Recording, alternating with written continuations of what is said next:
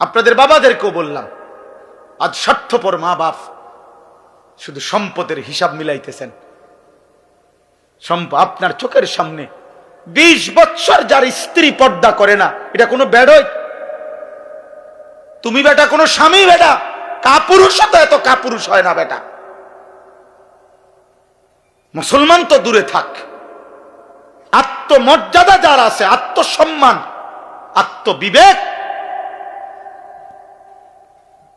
তার স্ত্রী বিউজি, বেটি আমার বউ, আমি বিবাহ করলাম, হালাল পবিত্র স্ত্রী আমার, উমার রং চায় রাস্তার বেড হইত, উমা এটা কিতা, আমনি কিতা, আমনি প্লাস্টিক নি, আমনি কিতা আসলে, আমি এটা কি জাতের বেড হইতাম না? আপনার গায়রতে লাগে না? আপনার প্রেস্টিজে লাগে না? আত্মসম্মানে লাগে না? আত্মসম্মান মানুষের শ্রেষ্ঠ নিয়ামত, গায়রত। এটাকে অহংকার বলে না, এটাকে বলে আত্মসম্মান। অর্থাৎ আমার ধর্মের একটা ইজ্জত আছে।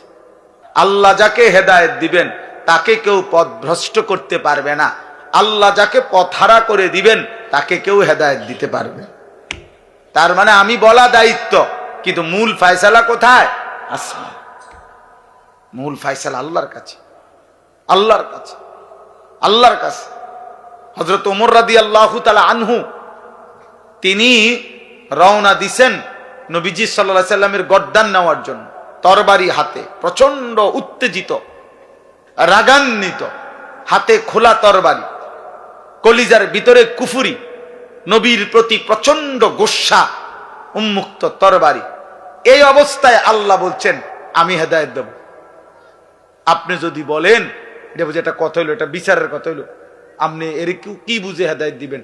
তে যায় কোন দিকে আপনি বুঝেন না? আল্লাহ বলবেন আমার ইচ্ছা, তোমার সমস্যা কি, তোমার অসুবিধা কি, আমি হেদায়েত দেব।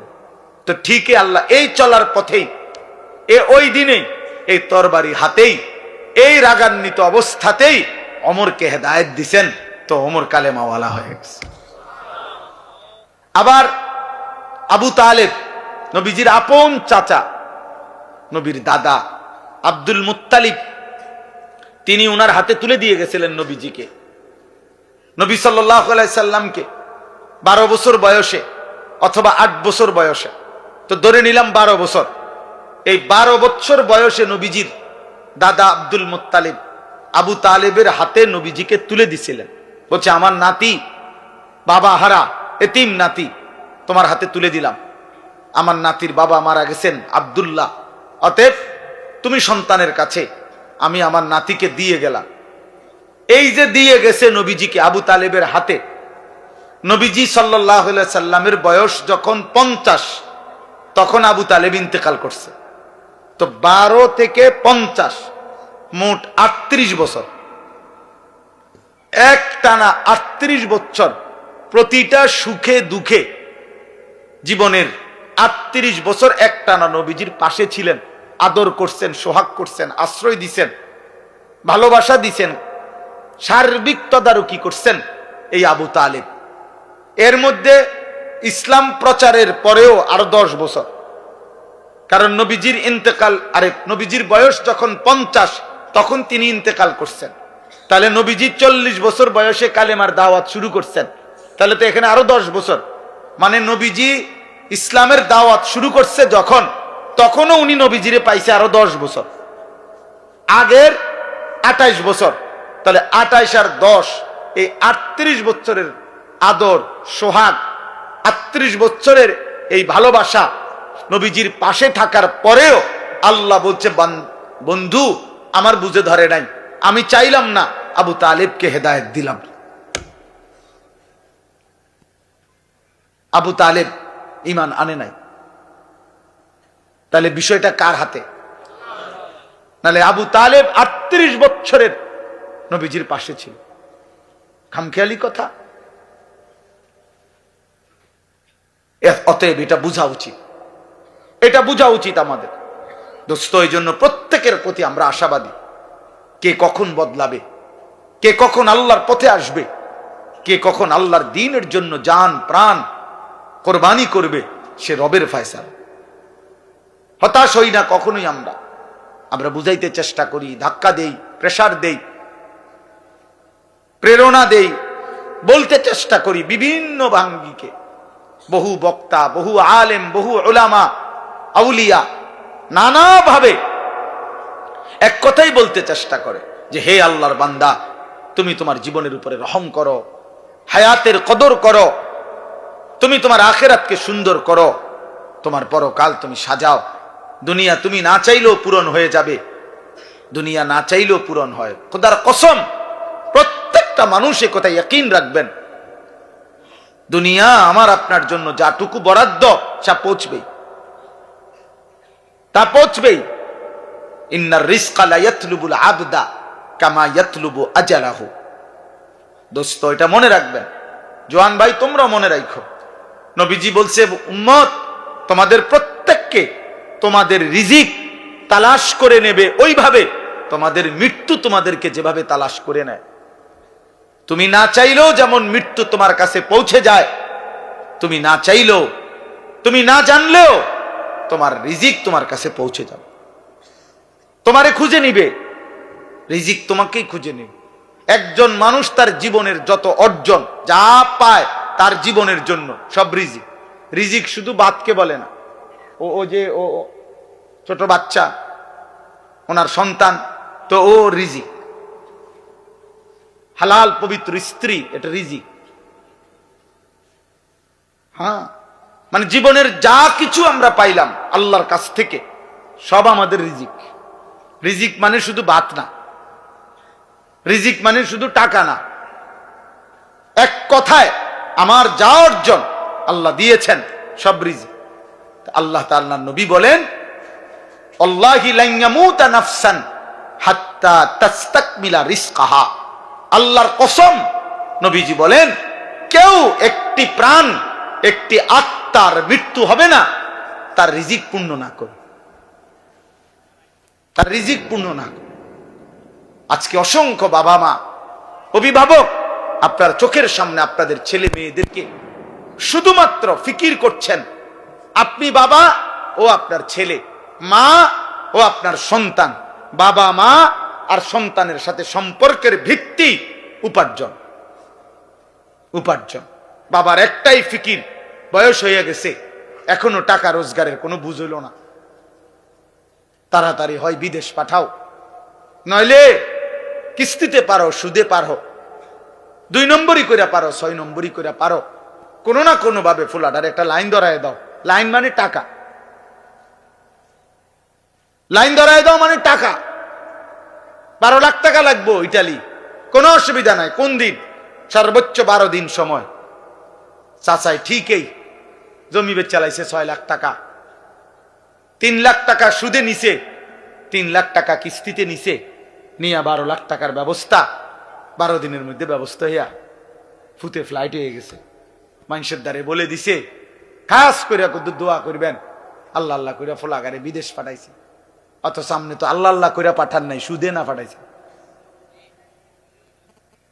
আমনে তো আল্লাহ আল্লাহ করে পাঠান নাই, কিস্তিতে পাঠাইছেন হারাম দিয়ে। হারাম কেন হারাম নিলেন? আমনে লুভি, দুনিয়া লুভি, আমনের সম্পদ লুভি। আমনের ফুতে বুঝছেন, আমনও বুঝছেন না আর কি। আমনের কলজার ভিতরে হইল ছেলে আমার টাকা উপার্জনের মেশিন, অরে দিয়া আমি যদি টাকা রোজগার করতে পারি তাহলে বিল্ডিং করতে পারবো, জমি কিনতে পারবো, দুনিয়া ভোগ করতে পারবো। আখেরাত আপনিও ভুলে গেছেন, আখেরাত আপনার সন্তানও ভুলে গেছে।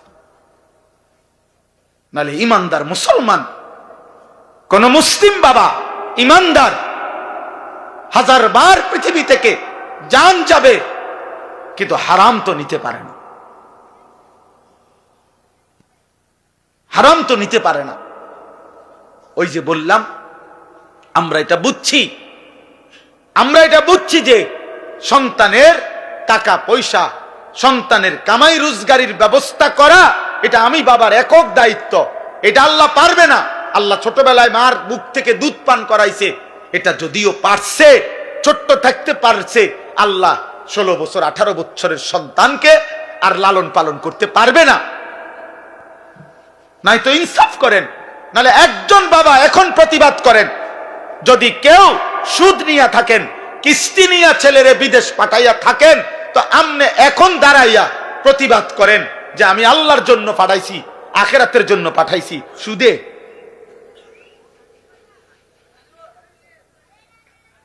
বলেন, এখন প্রতিবাদ করেন, এখন বিচার হইব আমার।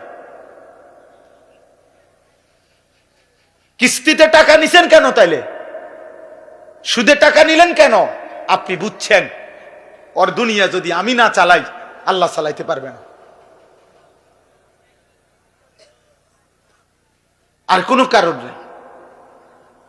অথচ চোখের সামনে এই সেই বাবা, যেই বাবা আজকে 6 মাস ওই বাড়ির ওতে বেড়া বিদেশের ভিসা দিব, এই বেড়ার কাছে আজকে 6 মাসে মনো 200 বার বুড়া মিয়া লাডি বর করিয়া করিয়া গেছে, এখন বিশাল লাগিয়া কতবার গেছে, কিন্তু উনার ঘরে উনার 18 বছরের ছেলেটা আজকে 365 দিনে খোদার একটা বছরে কোনদিন একদিনও ফজরের নামাজ পড়ে না। এত বড় নিকৃষ্ট জানোয়ার মুসলমানের ঘরে ঘুমায়, এই বাবা একটা কাঁদেও না, একটাবার একটা মানুষের কাছে বলেও না, ফুলাটারে একটাবার জিগায়ও না, কিরে আব্বা তুই মুসলমান কিনা সেটা বল। কি বিষয়টা কি বলেন আব্বা, কি বুঝাইতে চাইছেন আমনে? আমনে দুনিয়া লুবি নাকি আখেরাত প্রত্যাশী? আমনে বলেন। আপনি যদি আখেরাত বুঝতেন, আপনি যদি কবর বুঝতেন, আপনার ঘরে আপনার সন্তান 365 দিনের এক বছরে কোনদিন ফজরের নামাজ পড়বে না, কোনদিনও না। এ মুসলমান। বলো না আব্বা, তোমরা বলো, এই ছেলে তোমরা যারা 365 দিনে এক বছরে কোনদিন মুসলমানের ঘরে জন্ম নিয়া কোনদিন ফজরের নামাজ পড়লা না, তুমি মুসলমান? তোমার আল্লাহ আছে, তোমার এক সৃষ্টিকর্তা আছে, তোমার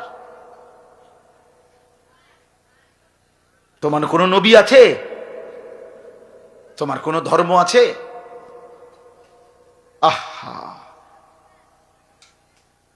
ইমানদারের সন্তান তো এত বড় নাফরমান হওয়ার কথা না। এমন মালিক তো ভুলার কথা না রে বাপ। সারাদিনে এক ওয়াক্ত নামাজ পড়ে নাই, এ কেমন মুসলমান? ওই বাবা মানে কেমনে? ওই মা কাঁদে কিভাবে? ওই স্বামী মানে কেমনে যার স্ত্রী কোনো নামাজ পড়ে না? ওই বাবার ঘুম আসে কেমনে যার সন্তান নামাজ পড়ে না? আল্লাহর নবী সাল্লাল্লাহু আলাইহি ওয়াসাল্লাম বলছেন, এশার নামাজ এবং ফজরের নামাজ যে পড়ে না, নবীজি বলছে সে মুনাফিক। একাধিকবার বলছে নবী, একাধিকবার, একাধিক হাদিসে নবীজি বলছে সে মুনাফিক, মুনাফিক, মুনাফিক। এশার নামাজ এবং ফজরের নামাজ যে পড়ে না, লা ইয়াশহাদুহুমা মুনাফিকুন, নবীজি বলছে এশা এবং ফজরের জামাতে আসে না, মুনাফিক। বিশুদ্ধ হাদিস। ইন্না আসকালা সালাতিন আলাল মুনাফিকিন সালাতুল ইশা ওয়া সালাতুল ফজর। ওই ছেলে, এই বেটা মোবাইল ওলা ছেলে, সরো এখান থেকে, যাও এখান থেকে বেটা।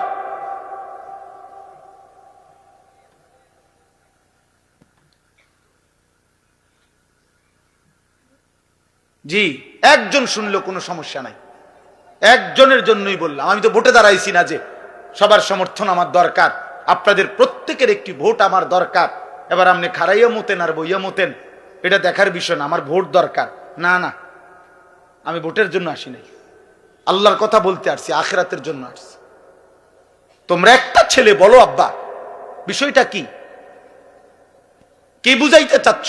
আমি দাঁড় করাই, এই এখন এখানে যদি 200-400 ছেলে বসে থাকো, যদি তোমরা 300 ছেলে হও, 500 ছেলে হও, 200 ছেলেও যদি হও, তো তোমাদের অধিকাংশ ছেলে বেনামাজি, চেহারা দেখলেই বোঝা যায়। এমন পাষাণ হইলা কেমনে বাপ? এমন মালিক রে সেজদা দিলা না কেমনে? একজন বক্তার চেহারা দেখে কি হবে আব্বা? অন্ত দেখলা ভাইয়া, আমি হাত জোড় করে বলি, নওজওয়ান আমার তো দেখছো, আমি আসছি, খালাস, দেখা তো হইছে, চেহারা তো দেখলা, অতএব বেনামাজি, এবার তুমি চলে যাও, আমি অনুমতি দিলাম, যাও বাবা চলে যাও। যার কপালে সেজদা নাই, একটা সেজদা যে দিল না, ও তো আল্লাহর দুশ্মন। ওর ভালোবাসা দিয়ে আমি করবো কি? আমার লোকে ছবি উঠাইবা, আমি আসি, ছবি উঠাও, ছবি উঠাইয়া ফেসবুকে দাও। কোন বিবেকবান মানুষ বলবে, হে যুবক, হয় তুমি হুজুরের মতো না হুজুর তোমার মতো, বলো একটা করো, হয় হুজুরকে তোমার দিকে নাও, নয়তো তুমি হুজুরের দিকে আসো, একদিকে হও। বলবে না? কথা বলে না, বলবে না? বলো না বাপ। অতএব আমি এটা বুঝাইতে চাইলাম, আপনাদের বাবাদেরকেও বললাম, আজ স্বার্থপর মা বাপ শুধু সম্পদের হিসাব মিলাইতেছেন। আপনার চোখের সামনে 20 বছর যার স্ত্রী পর্দা করে না, এটা কোনো বেড়ই? তুমি বেটা কোনো স্বামী বেটা কাপুরুষ তো এত কাপুরুষ হয় না বেটা। মুসলমান তো দূরে থাক, আত্মমর্যাদা যার আছে, আত্মসম্মান, আত্মবিবেক, তার স্ত্রী বুঝি, বেটি আমার বউ, আমি বিবাহ করলাম, হালাল পবিত্র স্ত্রী আমার, উমার রং চায় রাস্তার বেড হইত, উমা এটা কিতা, আমনে কিতা, আমনে প্লাস্টিক নি, আমনে কিতা আসলে, আমি এটা কি জাতের বেড হইতাম না? আপনার গায়রতে লাগে না? আপনার প্রেস্টিজে লাগে না? আত্মসম্মানে লাগে না? আত্মসম্মান মানুষের শ্রেষ্ঠ নিয়ামত, গায়রত। এটাকে অহংকার বলে না, এটাকে বলে আত্মসম্মান। অর্থাৎ আমার ধর্মের একটা ইজ্জত আছে, আমি এক রবের গোলাম, আমি এক নবী মুহাম্মদ সাল্লাল্লাহু আলাইহি সাল্লামের উম্মত। নবীজির একজন সাহাবী, মাত্র 16 বছর বয়সের যুবক কিশোর, মুসাইলামা কাজ্জাব, মিথ্যা নবী দাবিদার, ওনাকে আটকাইছিল। ভণ্ড এই পৃথিবীতে প্রথম যে ব্যক্তি নিজেকে মিথ্যা নবী দাবি করছিল, নবীজির জামানার শেষে, ইন্তেকালের পূর্ব মুহূর্তে মুসাইলামা এই নবীর ওই সাহাবী, কিশোর সাহাবীকে আটকায় ফেলছিল, বন্দী করে বলছিল, তুই শুধু একবার বলবি আমি মুসাইলামা আল্লাহর নবী। উনি বলছে, আমি 1000 বার বলবো আনতা কাজ্জাব, তুমি মিথ্যাবাদী। বাল মুহাম্মাদুন রাসূলুল্লাহ, বরং মদিনার বন্ধু আমার মুহাম্মদ, তিনি আল্লাহর রাসূল। আমরা কিতাবে পড়ছি, মুসাইলামা এই সাহাবী 16 বছরের, এই বাবা শোনো, 16 বছরের এই সাহাবীকে শরীরের একটা একটা অংশ, হাত, নাক, চোখ, কান, জিহ্বাটা, সারাটা শরীর খোদার কসম, আমি উর্দু কিতাবে পড়ছি, এভাবে গোশতের টুকরা যেভাবে পিস পিস করে, এরকম গোশতের টুকরার পিস পিস করে এরপরে ছিন্ন ভিন্ন করে ছিটাইয়া ফেলে দিছে, ওনাকে শহীদ করে দিছে। আল্লাহর কসম, এই খবর যেদিন মদিনায় ওনার মার কাছে আসছে, মা উম্মে আম্মারা, ওই মাও মহিলা সাহাবী ছিলেন, হাবিব ইবনে জায়েদের মা উম্মে আম্মারা, এই মহিলা ওনার কাছে আইসা সাহাবীরা অন্যরা বলছে, মা তোমার সন্তান হাবিব, ওরে মুসাইলামা ভণ্ড বেঈমান হত্যা করছে, শহীদ করছে, তোমার সন্তানের একটা একটা টুকরা শরীর পিস পিস করে করে ফেলছে, কিন্তু তোমার সন্তান শেষ মুহূর্ত পর্যন্ত নবী মুহাম্মদকে রাসূল বলছে, আর ওরে মিথ্যাবাদী বলছে, কাজ্জাব বলছে, কাজ্জাব। আল্লাহর কসম, ওই মা একটা চিৎকার দিয়া বলছে, লিহাযাল ইয়াউম আরদাতুহু, মদিনাবাসী, এমন একটা দিনের জন্যই আমি আমার সন্তানকে বুকের দুধ পান করাইছি। আমার সন্তান আমার বুকের দুধের হক আদায় করছে।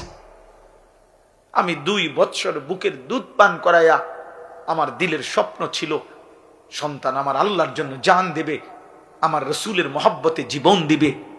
আমার সন্তান জান দিছে, শহীদ হইছে, আমার দুধের হক আদায় করছে।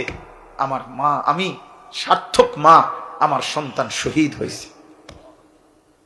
আজকে তোমরা যুবক যারা, তুমি একবার বলো তো তোমার মারে এখন জিগাইবা যাইয়া, তোমাদের যাদের মা আছে, যে মা 2 বছর আপনি বুকের দুধ আমারে পান করাইছেন, কতবার আমারে বুকে, ওই যে দেখেন উনি ওনার সন্তানকে বুকে জড়ায় রাখছে। এইভাবে প্রতিটা সন্তান বাপ তোমাকে তোমার মা 1000 বার 1,00,000 বার বুকে জড়ায় রাখছে, কতবার আদর করছে, চুমা দিছে গালে মুখে, গালে মুখে। সেই ছোট্টবেলায় বাবা কতবার আদর করছে, কত জনের দেখাইছে আমার ছেলেটার একটু হাত মুছা দেন, দোয়া করে দেন, আল্লাহ যেন আমার ছেলেটারে মানুষ বানায়। কত মা কত স্বপ্ন দেখছে, খালার কোলে দিছে, ফুফুর কোলে দিছে, দাদির কোলে দিছে, নানির কোলে দিছে, ওই ঘরের মার কোলে দিছে, বুবুর কোলে দিছে। আমার বাচ্চাটারে দোয়া করে দেন, দোয়া করে দেন, বলে দেন, মুছে দেন, ছুঁয়ে দেন। আমার আব্বা তোমরা বলো, তোমাদের মা 2 বছর দুধ পান করাইছে 16 বছর বয়সে, এই জন্য যে তোমরা 16 বছর বয়সে 18 বছর বয়সে রাত দিন মোবাইলে উলঙ্গ ছবি দেখবা, নর্তকী দেখবা, নারী দেখবা, জিনার ব্যভিচারের দৃশ্য দেখবা, একটা সেজদা দিবা না, 1 ওয়াক্ত নামাজ পড়বা না, আল্লাহকে একটা বারো ডাক দিবা না। এই তো ছিল তোমার মায়ের স্বপ্ন না? হায় হায় নাফরমান, করলি কি? মায়ের দুধের এত বড় বেইজ্জতি করলি, মায়ের দুধের এত বড় অপমান করলি নাফরমান। মোবাইলে যে নর্তকী দেখো, নারী দেখো, ও তোমার মা, ও তোমার বোন, ও তোমার বিবাহিত স্ত্রী, ওকে দেখো কেন?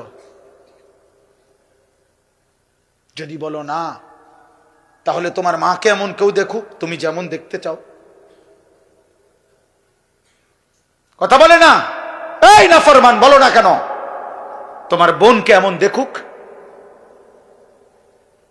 তোমার স্ত্রীকে এমন দেখুক, বলো। নবীজি এক যুবককে এই প্রশ্নটাই করছিলেন না?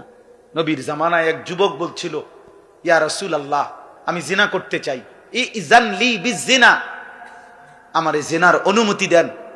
নবীজি তখন তাকে 5টা প্রশ্ন করছে, 5টা।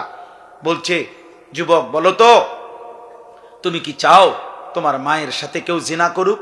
যুবক বলছে, লা, না। তোমার মেয়ের সাথে কেউ জিনা করুক? লা, না। তোমার বোনের সাথে কেউ জিনা করুক?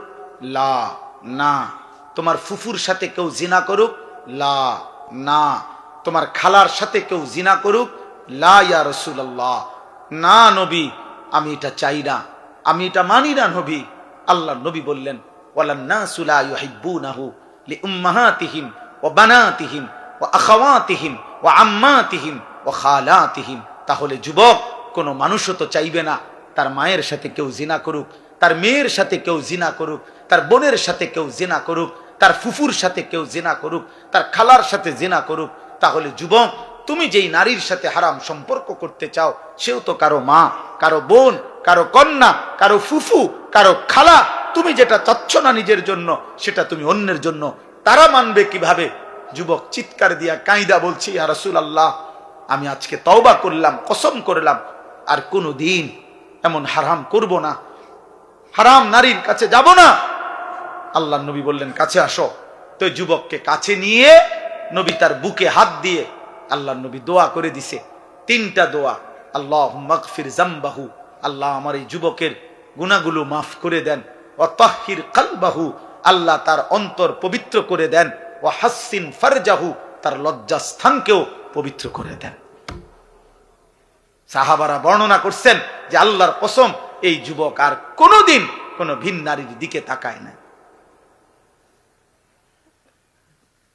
তোমার মাকে দেখো, তোমার বোনকে দেখো। আয-যিনা কারজুন। অনেক নওজোয়ান এত রাত কষ্ট করছো তোমরা, এই জন্য বললাম, এই বন্ধুর কথা মনে রাখো আব্বা। আয-যিনা কারজুন। ইমাম শাফিঈ রাহমাতুল্লাহ আলাইহি বলছেন, ব্যভিচার, জিনা, নারীর সাথে হারাম সম্পর্ক, এটা কর্জ, কর্জ মানে ঋণ, হাওলাত। ঋণ পরিশোধ করতে হয় না করতে হয় না? কথা বলেন আব্বা, বলো না। ঋণ শোধ করতে হয়নি? কথা বলেন। খোদার কসম, ইমাম শাফিঈ রাহমাতুল্লাহ আলাইহি জামানার শ্রেষ্ঠ মুজতাহিদ ছিলেন তিনি বলছেন, এই নারীর সাথে হারাম যত সম্পর্ক যদি কেউ তওবা না করে আর আল্লাহ যদি মাফ না করে, খোদার কসম তিনি বলছে, হে যুবক, তোমার পরিবারের কাউকে দিয়ে তা শোধ দিতে হবে। আয-যিনা কারজুন, শোধ দিতে হবে, শোধ। তোমার মা শোধ দিবে, এটা তোমার বিবি শোধ দিবে, তোমার বোন শোধ দিবে, তোমার মেয়ে শোধ দিবে। আল্লাহর কসম, এটা কিতাবে আছে, আদ-দা ওয়াদ-দাওয়া কিতাবে আছে। ইমাম ইবনুল কাইয়িম আল জাওজি রাহমাতুল্লাহ আলাইহি লিখছেন, আয-যিনা কারজুন, যদি তওবা না করো, তিনি বলছেন আল্লাহ যদি মাফ না করে, তোমার পরিবারের কাউকে দিয়ে তা শোধ দিতে হবে। ওয়েট, কার জন্য এই চুল সাজাইছো আব্বা? এই যে মুশরিকের মতো যারা চুল রাখছো, কাকে দেখাইতা এটা? এই যে সামনের এত বড় চুল, এই ঝাঁকড়া চুল, ডান দিকের এই চুল, বাম দিকের, কোন নর্তকীরে দেখাইতা না জোনায়েদ বাগদাদিরে দেখাইতা? কোন রাস্তার বেহায়া নারীকে দেখাইতা? সিনেমার নর্তকীরে দেখাবার জন্য? কোন হারাম অশ্লীল বেহায়া কোন নারীকে? তো ও দেখলো, তো এরপরে কি হবে? এরপরে কি হবে বলো না? বেহায়া নারী, বেপর্দা নারী, মোবাইলের নারী, টিকটকের নারী, সিনেমার নারী, নাটকের নারী, ওর কাছে তো কিচ্ছু নাই, কিচ্ছু নাই। ওর যা ছিল অত টাকার মূল্যে বিক্রি করে দিছে, অত পয়সা মূল্যে জীবন বিক্রি করে দিছে, যৌবন। ওর কাছে আছে কি আর? তুমি আর পাইবা কি সেটা? ও তো তোমার জন্য সাজে নাই, ও তো টাকার জন্য সাজে। ও তোমার জন্য নাচে না, ও টাকার জন্য নাচে। ও তো তোমার জন্য গায় না, টাকার জন্য গায়। ও তোমার জন্য অভিনয় করে না, ও তো টাকার জন্য অভিনয় করে। ও তো নিজেই বলে, আমি একজন অভিনয় শিল্পী, আমি মূলত আসল কিছু না, আমি অভিনয় করি, অভিনয়। আমি ধোকা দেই, ধোকা নাকি বলেন ভাই? মুজিব ভাই কয় অভিনয়, হে নিজে কয় নাই? সেই তো বলতেছে আমি অভিনয় শিল্পী, আমি অভিনেতা, আমি অভিনেত্রী, মানে আমি অভিনয় করি, আমি ধোকা দেই, আমি আসল না, আমি আসল না। অতএব দয়া করে রাত গভীরে কষ্ট করছেন প্রিয় নওজোয়ান, মায়ের হক আদায় করো, রবের হক আদায় করো। আলহামদুলিল্লাহ রাব্বিল আলামিন। আল্লাহ বলছে, বান্দা সমস্ত প্রশংসা আমি আল্লাহর জন্য। চারিদিকের যত আয়োজন, সৃষ্টির যত আয়োজন, যেখানে যা, যেখানে যত সুন্দর, যেখানে যত হাসি, যেখানে যত মায়া, যেখানে যত ভালোবাসা, যেখানে যত রূপ, যেখানে সুন্দর, সবই আমার, সবই আমার। ফুল হাসে, আমি দিয়েছি। পাখি হাসে, আমি দিয়েছি। গাছ সুন্দর, আমি দিয়েছি। হ্যাঁ, স্ত্রী সুন্দর, আমি দিয়েছি। ছোট্ট সন্তান সুন্দর, আমি দিয়েছি। চোখের সুন্দর, আমি দিয়েছি। হাতের সুন্দর, আমি দিয়েছি। গোটা কায়নাত বান্দা আমি আল্লাহ নিজ হাতে, ইন্না জাআলনা মা আলাল আরদি জিনাতাল লাহা, জমিনের সবকিছু আল্লাহ বলে, বান্দা আমি সৌন্দর্যময় করে আমি বানাইছি, আমি বানিয়েছি, আমি সাজিয়েছি। অতএব সব প্রশংসা আমার, কারণ সবই তো আমার। কার? আল্লাহ। আল্লাহ। তুমি আমাকে ডাকো না কেন? চারিদিকের যত আয়োজন সব তো আমার, তা আমার কথা মনে পড়ে না? একবারও বলবা না তুমি আলহামদুলিল্লাহ? এমন সুন্দর খাবার খাইয়া শেষ করলা, একটা বারও জবানে বললা না আলহামদুলিল্লাহ? 6 ঘন্টা ঘুম থেকে জেগে উঠলা, একবারও বললা না আলহামদুলিল্লাহ? হ্যাঁ, একবার যদি 10 মিনিট পেশাব বন্ধ হয়ে যায়, পায়খানা বন্ধ হয়ে যায়, কি হবে বান্দা তোমার? হার্টের সার্কুলেশন যদি বন্ধ হয়ে যায় কি হবে বান্দা তোমার? রক্তের শিরা উপশিরায় চলমান ধারা যদি বন্ধ হয়ে যায় কি হবে তোমার? আমার ড্রাইভার, তার ছোট্ট বাচ্চা মেয়ে হয়েছে নতুন, আজকে 1.5 মাসের মতো, সামান্য বলতেছে হার্টে সামান্য একটু সমস্যা। আজকে 1.5 মাস ধরে হসপিটালে, জন্মের পর থেকে বেচারা 1-2 দিন গাড়ি চালায়, আবার অন্য আমার আরেক ড্রাইভার ভাই চালায়, আবার আসে আবার যায়। তাইলে এই সামান্য একটু স্বাভাবিকতার এলোমেলো হলে তামাম দুনিয়া দিয়েও তো কুলাইতার তা না। আল্লাহ ভালো না রাখলে, আল্লাহ সুস্থ না রাখলে, আগামীকালকের ভোর যদি না ওঠে, দোস্ত আমার, সারাদিনে 1 ওয়াক্ত নামাজ পড়লা না,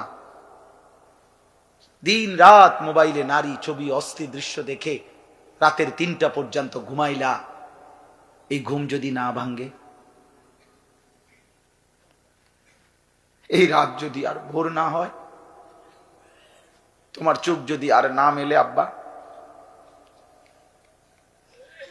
তাহলে একটা ওয়াক্ত সেজদাও দিলা না, শরীরটাও নাপাক ছবি, নাপাক দৃশ্য, হারাম নারীর ছবি দেখতে দেখতে, হারাম কল্পনা করতে করতে, হয় নিজের হাত নাই তো বাস্তবতার শরীর হারাম বীর্যপাত করে নাপাক করে দিলা, নষ্ট করে রাখলা, এইভাবে জন্তু জানোয়ারের মতো ঘুমায় রইলা। এই ঘুম যদি আর না ভাঙ্গে, এই রাত যদি আর ভোর না হয়, এমন কি হইতে পারে না? ফিলিস্তিনের কত বাচ্চা রাত্রে ঘুমাইছে আর জাগে নাই, এমন হয় নাই? গাজার কত সন্তান, মায়ের কোলে এমন সন্তান, বাবার কোলে এমন সন্তান হারিয়ে যায় নাই? মাত্র 2 বৎসরে 75,000-এর চাইতে বেশি ইমানদার মুসলমান শাহাদাত বরণ করছে। এমন শাহাদাত, এমন মৃত্যু আমাদের কি হইতে পারে না?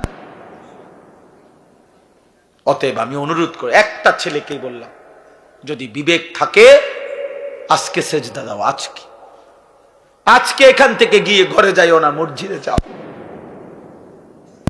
পূর্ব জামানার এক ডাকাত সর্দার ছিলেন সমরকন্দের, আমরা কিতাবে পড়ছি, ফুজাইল ইবনে ইয়াজ।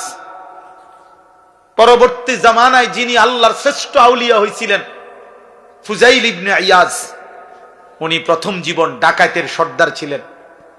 একদিন রাত্রি গভীরে এক বাড়িতে ডাকাতি করতে যখন দরজার সামনে গেছে সাঙ্গপাঙ্গ নিয়া, আল্লাহর কুদরতে বাড়িওয়ালা তখন রাত গভীরে কোরআন শরীফ তেলাওয়াত করতেছিলেন। আমি আরবি কিতাবে পড়ছি, আজ-জুহাদু মিআতুন এই কিতাব। তো রাত্রি গভীরে ওই বাড়িওয়ালা তখন আল্লাহর কোরআন পড়তেছে, আর ঠিক উনি যখন আইয়া দাঁড়াইছে, এই ডাকাত সর্দার বাড়িওয়ালা তখন কোরআনের একটা আয়াত পড়ছে, আলাম ইয়ানি লিল্লাযীনা আমানু আন তাখশা কুলুবুহুম লিযিকরিল্লাহ। হে আমার মুমিন বান্দা, আমি আল্লাহর স্মরণে, আমার বন্দিগি, আমার জিকিরের জন্য তোমার দিলটা নরম হওয়ার সময় আজও কি হয়নি? আর সেজদা দিতা না বান্দা আমারে? 30 বছর হয়ে গেল সুদ খাইতেছ, ছাড়তা না এটা? তাইলে 10 বছর হয়ে গেছে কোনদিন ফজরের নামাজ পড়লা না, আর পড়তা না বান্দা? 40 বছর হয়ে গেছে বিড়ি সিগারেট খাইতেছ অনবরত, তাহলে কি আর ছাড়বা না এটা? 60 বছর হয়ে গেছে কথায় কথায় গালিগালাজ করো, এই বদভ্যাস কি বান্দা আর ছাড়বা না? তাইলে 25-20 বছরের মা বোন আজ 20 বছর ধরে বেপর্দা চলতেছেন, তাহলে আর পর্দা করতেন না? 30 বছর ধরে যেই ঘরে টেলিভিশন চলে, প্রতিদিন নাটক, সিনেমা, নর্তকীর ছবি চলে, ছেলে মেয়ে নাতি নাতনি দেখে, হে বাবা, এই ঘরে কি আর তাহলে টেলিভিশনের আওয়াজ বন্ধ হবে না? এই গুনাহ আর থামবে না? তাইলে আল্লাহ জানতে চাচ্ছে, বান্দা তাহলে কি আর ফিরবা না? এ কথাইটা উনি শুনছে, শুই নাই, কিতাবে লিখছে ফাওয়াকাফা, ফুজাইল থেমে গেছে, আর দরজায় হাত দেয় নাই, ভাঙ্গে নাই, ডাকাতি করতে বলে হাত দেয় নাই। আদবারা, পিছনের দিকে চলে আসছে। আয়েশা দুই হাত, একটা চিৎকার দিয়া, গভীর রাতে চিৎকার দিয়া বলছে, বালা ইয়া রব্বি কদ আনা, এই রব সময় হয়েছে মাওলা, সময় হয়েছে রে মাওলা, আমি ছেড়ে দিলাম নাফরমানি, আমি ছেড়ে দিলাম, আমি করব না আর ডাকাতি। এরপরে উনি তওবা করে, রাত্রি গভীরে তওবা করে সেদিন থেকেই ভালো হয়ে গেছেন। পরে এই সামারকান্দ, রাশিয়ার একটা এলাকা, ওইখান থেকে হিজরত করে মক্কায় আল্লাহর ঘর কাবার পাশে, এরপরে বাকি হায়াত, মৃত্যু পর্যন্ত তিনি বাকি হায়াত কাটাইছেন। ফুজাইল ইবনে ইয়াদ সাইয়্যিদুল আউলিয়া, আউলিয়াদের সর্দার হইছেন।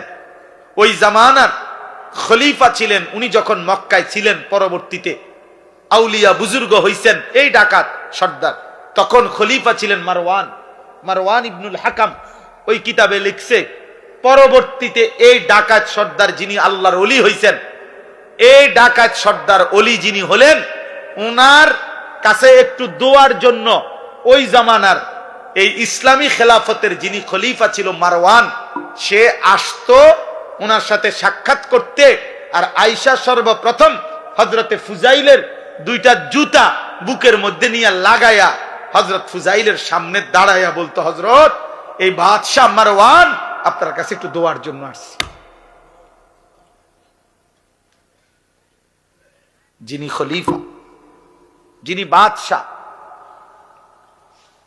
এজন্য প্রিয় ভাই, রহম করো, রহম করো, এমন সুন্দর জীবন নষ্ট করো না, এমন মালিক বইলো না। আল্লাহ বলছে রব্বিল আলামিন, আমি গোটা জগৎ সমূহের প্রতিপালক, আমি রব, আমি শুধু সৃষ্টিকর্তা না, আমি শুধু বানাইয়া ছেড়ে দেই নাই, আমি লালন করি, পালন করি। আমি রব, আমি শুধু সৃষ্টিকর্তা না, আমি শুধু ছেড়ে দেই নাই, বরং রব বলে কাকে?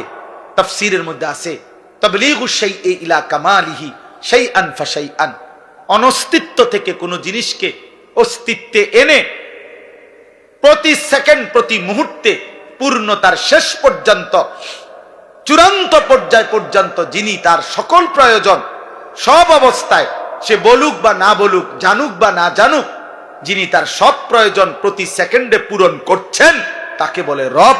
আর এটা শুধুই আল্লাহ। আমরা এই পৃথিবীতে ছিলাম না, আমাদেরকে এই পৃথিবীর অস্তিত্বে এনেছেন কে? আনার পরে আল্লাহ আমাদের লালন পালনের দায়িত্ব নিছেন কোন বছর থেকে? 4 বছর বয়স থেকে। কথা বলে না। আবার দায়িত্ব ছেড়ে দিবেন কোন বছর? 40 বছর পর না, প্রথম অস্তিত্বের প্রথম সেকেন্ড, সেদিনও তিনি রব। আমার মৃত্যুর শেষ সেকেন্ড, সেদিনও তিনি আমার রব। আল্লাহ বলে, বান্দা তুমি বলো কিংবা না বলো, তোমার বাপ অভিমান করতে পারে, তোমার মা কখনো রাগ করতে পারে, আমি মালিক তোমারে ছেড়ে দেব না। তোমার যা দরকার, তুমি আমারে ডাকো বা না ডাকো, সেজদা দাও বা না দাও, ঈমান আনো আর কুফরি করো, গোলামি করো আর নাফরমানি করো, আমি তোমাকে দিয়েই যাব, আমি তোমাকে খাওয়াইই যাব, আমি তোমাকে পান করাইয়াই যাব। আমার আসমান থাকবে, আমার জমিন থাকবে, আমার সূর্য উঠবে, আমার চাঁদ উঠবে, আমার রোদ আসবে, আমার বৃষ্টি আসবে, আমার রাত আসবে, আমার দিন আসবে, আমার সৃষ্টি জগৎ, আমি খাবারের ব্যবস্থা করব, আমি রিজিকের ব্যবস্থা করব, আমি সব ইন্তজাম করে, আমি না রব, আমি তোমারে রাখবো, লালন করব, পালন করব। কেন? আর রহমানির রাহিম, আমি ভীষণ দয়ালু। যারে আমি বানাইছি তারে আমি ভেঙ্গে দেই কেমনে? যারে আমি বানাইছি তারে আমি ধ্বংস করি কেমনে? যারে আমি বানাইছি তারে আমি আসার দেব কেমনে? যারে আমি বানাইছি তারে আমি ছুঁড়ে ফেলে দিব কেমনে? আমি না রহমান, আমি না রাহিম, আমি না ভীষণ দয়ালু, আমি না দয়াবান? হ্যাঁ, এজন্য আমি দুনিয়া তো দেব, খাওয়াবো, পড়াবো, দুনিয়া সংসার সব প্রয়োজন পূরণ করব। তবে বান্দা মনে রেখো শুধু একটা কথা, আমি কিন্তু আজ দুনিয়ায় যা দিচ্ছি, আগামী দিন আখিরাতে তা হিসাব নেব। মালিকি ইয়াউমিদ্দিন। তুমি যেটা বুঝছো এটা না বান্দা, তুমি মনে করছো যেই রঙে ভাত খাও। আমার এক পরিচিত জন, আমার একজন পরিচিত বাচ্চা বয়সী, তো তার মা আপনার 20 টাকার নতুন 100টা না কয়টা 50টা নোট রাখছে আর কি একটা বইয়ের ভিতরে। বুড়ি এমনি রাখা দিছে ঘরে, উনি নতুন নোট মানে এ বুড়িরই ফুত আপনার হে 2 দিন পর পর এন থেকে একটা নোট নেগা নিয়ে খরচ করে। তো একদিন মায় টের পাইছে কিরে টাকা দি নাই, তো সন্দেহ করতে করতে ওনার ছেলেরে যখন ভালো করে ধরছে, কহরি আমি তো নিছি। কয় তো তুমি নিছো কেমনে নিল? কয় 2 দিন পর পর একটা নিছি। আমার শুনাইছে আর কি ঘটনা। তো বললো যে তো তুমি এগুলা নিলে কেমনে? কয় আমি তো একবার নিলাম 2বার নিলাম, আমনে কিছু কর না, কেউ কিছু কয় না, এই জন্য না নিছি। আজ আমরা ভাবছি এটা যে আমি প্রতিদিন নাফরমানি করছি, একটা সেজদাও দেই না, একটা গোলামিও করি না, আল্লাহর একটা হুকুমও মানি না। ওমা আল্লাহ দে কি সুন্দর আমারে খাওয়াইতে আছে, ঘুম পাড়াইতে আছে, বিল্ডিং দিতে আছে, বউ দিছে, বাচ্চা দিছে, জিফুত দিছে, সংসার দিছে, তামসা করতে আসি, ফুর্তি করতে আসি, মজা মারতে আসি, কোনো অসুবিধা নাই। ব্যাপারটা কি?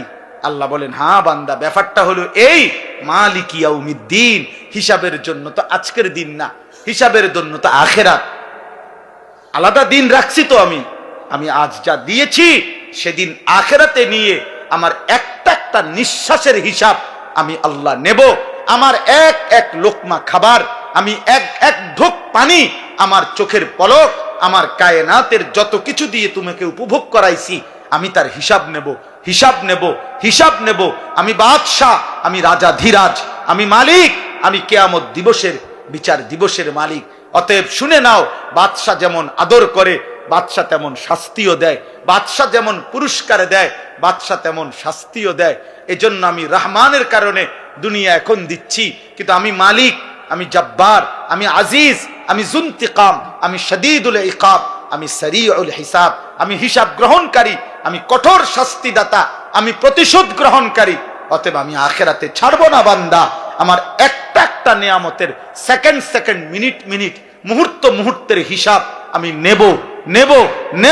সেদিন আমি আল্লাহ তোমারে বেইজ্জতি করে কঠিন আযাব দিয়ে একটা লাথি দিয়া জাহান্নামে ফেলাইব। একটা লাথি, ফেরেশতাকে আল্লাহ বলবে একটা লাথি মার, তারে জাহান্নামে মার ফেলা। তোমরা বেশি বাড়াবাড়ি করছো, নওজোয়ান বাড়াবাড়ি করছো।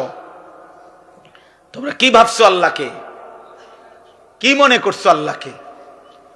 কি ভাবছো? বাবা কিছু বলে না তো আল্লাহও কিছু বলবে না, মা কিছু বলে না তো আল্লাহও কিছু বলবে না, সমাজের কেউ কিছু বলে না তো আল্লাহও কিছু বলবে না।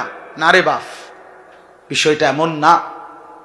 হযরত ওমর রাদিয়াল্লাহু তাআলা আনহু একদিন 3 দিন ক্ষুধার্ত থাকার পরে, তাফসীরের মধ্যে আছে 3 দিন ক্ষুধার্ত থাকার পর 2টা খেজুর আর কয়েক ঢোক পানি পান করছে ওমর। তখন আল্লাহর নবী তখন দেখছে, নবীজি বলেন ওয়াল্লাহি লা তুসআলু আন হাযান নাঈম।